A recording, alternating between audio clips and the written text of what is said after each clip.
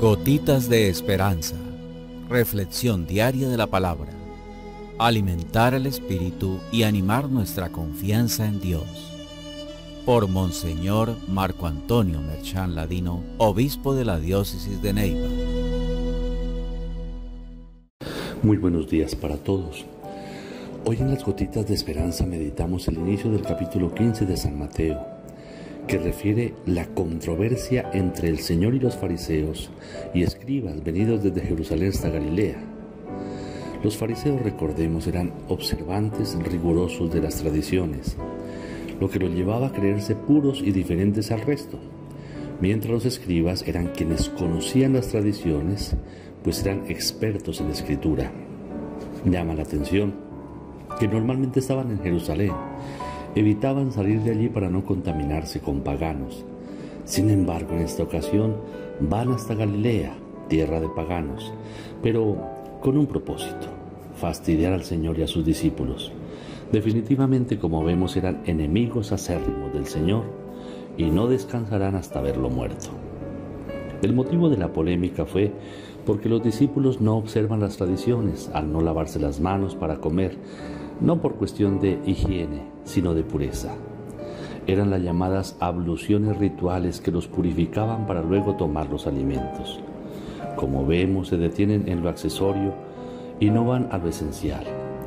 Corren el riesgo de caer en el tradicionalismo que petrifica a la persona y le hace perder el verdadero sentido de la tradición, que está siempre al servicio de la palabra, y reduce toda la práctica religiosa a un ritualismo vacío de contenido.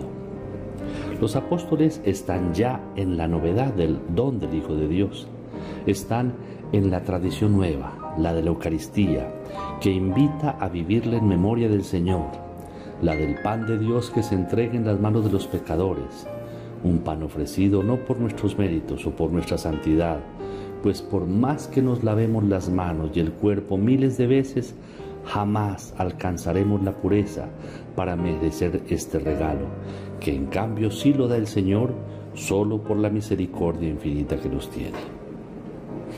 Ante el ataque de estos personajes, el Señor contraataca. Ellos ponen la tradición por encima del mandamiento de amar a Dios y al prójimo.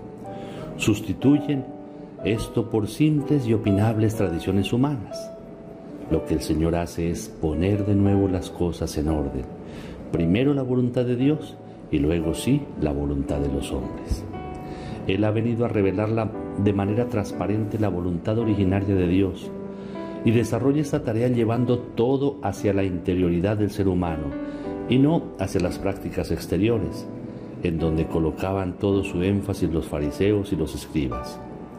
Ellos habían engrandecido tanto los preceptos de lo puro y lo impuro que a un cierto momento terminaron opacando el centro de la revelación, que es el amor de Dios.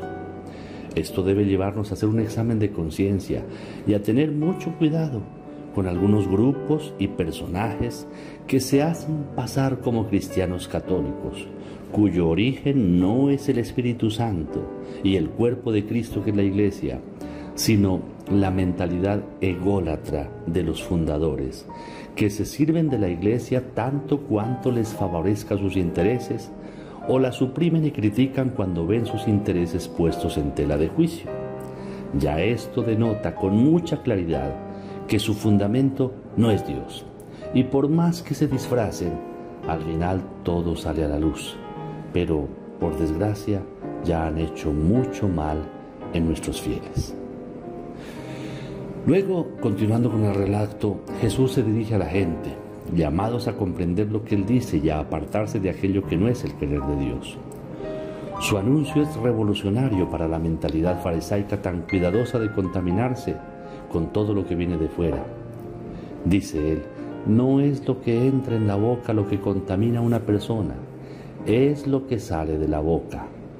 En la boca entra el alimento, de la boca sale la palabra. Todo lo que existe es bueno, pues es creación de Dios, de manera que se puede disponer de todo, guiado por el amor de manera libre. Y si entra en nuestra boca, no tiene la capacidad de dañar el corazón, mientras que la palabra que sale puede venir cargada de egoísmo, de envidia, de maldición, y ella sí es capaz de crear tempestades terribles y pervertir el corazón del hombre. Los fariseos, al escuchar esto, se escandalizan, pero el Señor en su sabiduría conoce y sabe que es lo mejor, pues es un escándalo positivo que quiere pedagógicamente sacarlos de su hipocresía, pues si todo es puro, por ser obra de Dios, solo un corazón impuro es capaz de volver las cosas impuras, al pervertir el objetivo para el que fueron creadas. Esto lo vemos, por ejemplo, con los bienes de la tierra, con el don de la sexualidad, con las intenciones que acompañan ciertas obras y ciertas actitudes, etc. Finaliza el Señor diciendo que el Padre ha plantado en su jardín el árbol de la vida, cuyo fruto es el Espíritu, y lo que de él viene: amor, alegría, paz, paciencia, afabilidad, bondad, fidelidad, mansedumbre y dominio de sí, cosas contra las que no hay ley, pues están por encima de la ley. Aquellos árboles no sembrados por Dios y que por lo mismo producen frutos de normas y tradiciones que enmarañan el querer auténtico del Padre Celestial, deben ser arrancados de raíz. Luego agrega que quienes predican este tipo de cosas son como ciegos que guían a otros ciegos. Su corazón impuro no ve a Dios, sino a su propio yo.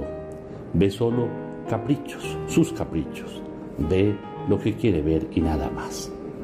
Por eso, ante este tipo de personajes, solo cabe el no seguirlos, el dejarlos, pues no son maestros para imitar, sino para evitar, pues está en juego lo más importante, que es nuestra salvación. Demos gracias al Señor, recibamos hoy la bendición. El Señor esté con ustedes, y la bendición de Dios Todopoderoso, Padre, Hijo y Espíritu Santo, descienda sobre ustedes y los acompañe siempre. Amén. Un feliz día para todos.